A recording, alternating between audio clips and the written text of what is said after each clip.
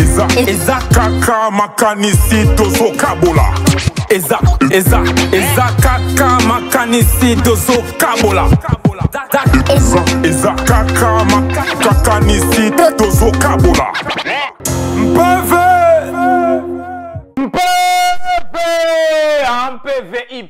MPV hip-hop yango émission bosepela kolanda MPV hip-hop yango ya pona kotombola mouvement hip-hop place au moi pongi moi qui dit ba elinga qui ekota ensemble nanga moko eboka style hein moko parmi baninga mutu a préférant na ye kobundela pe baninga faut na bolingo pour comprendre le kwango quoi ah na mona ki mouvement na biso hip-hop ndenge kendele to comme on a plus de 300 chaînes TNT. Mais bah émission comme Kafou ko tombola mouvement hip-hop to mona yango ze souti yango tika biso moko bakolo masolo to lamusa yango vraiment moi distance to na bino concernant liwe tato abotaki biso le vieux Paul Sunga to te ko kunda papa na Congo central et l'équipe vraiment malamu alors to zongeli siko ba activité na biso ya MPV hip-hop voilà.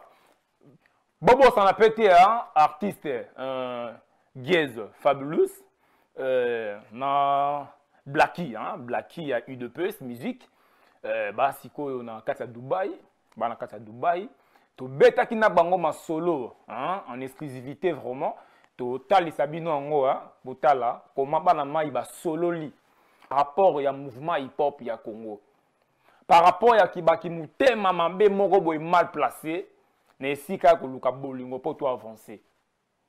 Voilà, total asikoyo, Giez Fabulous depuis Dubaï, ma solo nini a beteli biso. Giez Fabulous. Na sekipo jeno malobaneza mystique. Dans Luambo quoi. Tolanda. MPV.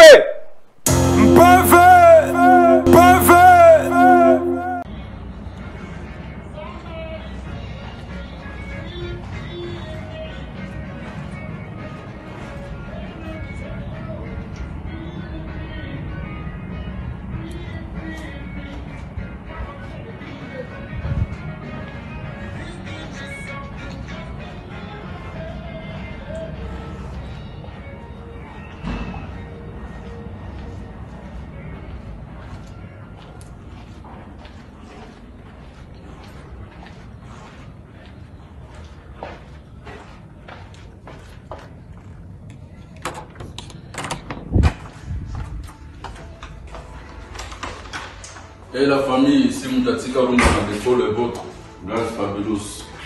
Ouais, on a compte cette émission d'ambition MPV hip-hop, présentée par mon ambition Bokaskai.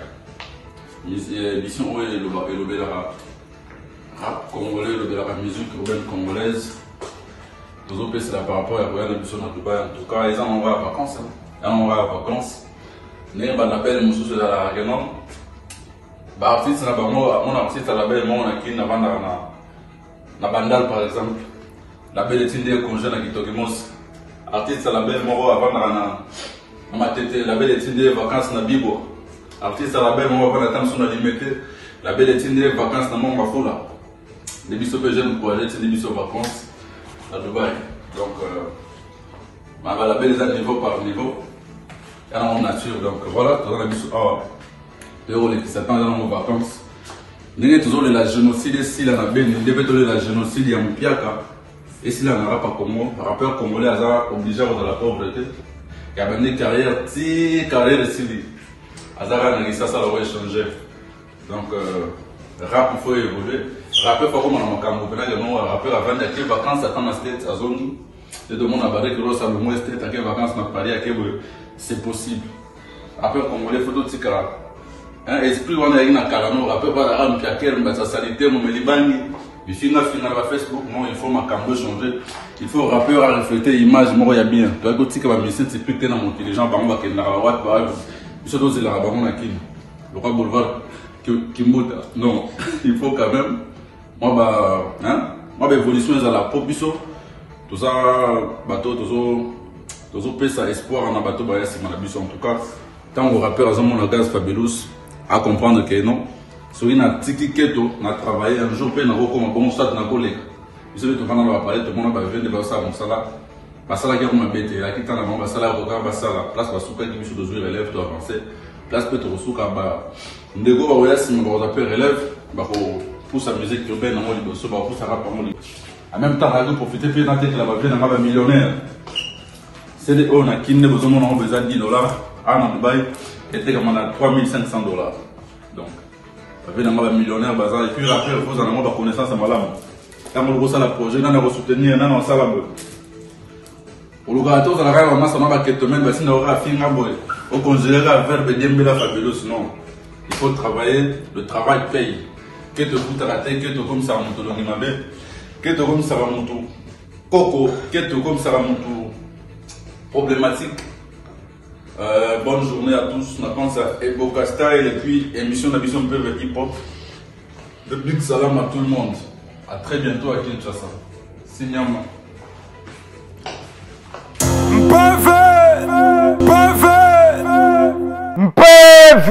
un PV hip-hop, un PV hip-hop, Pati Feikemi, hein, depuis Belgique, hein, depuis Belgique, balo sako na yo kuluto wanju lenga lokolo paka, balo sako na faya mampuya, mais on a depuis Suisse, na peso bambote belé, maman Tete Thérèse, hein, Koudi, Ndongala, na peso bambote belé depuis Suisse, vous avez vraiment moi et belé, le buisson ardent, Chief Maxoum, hein.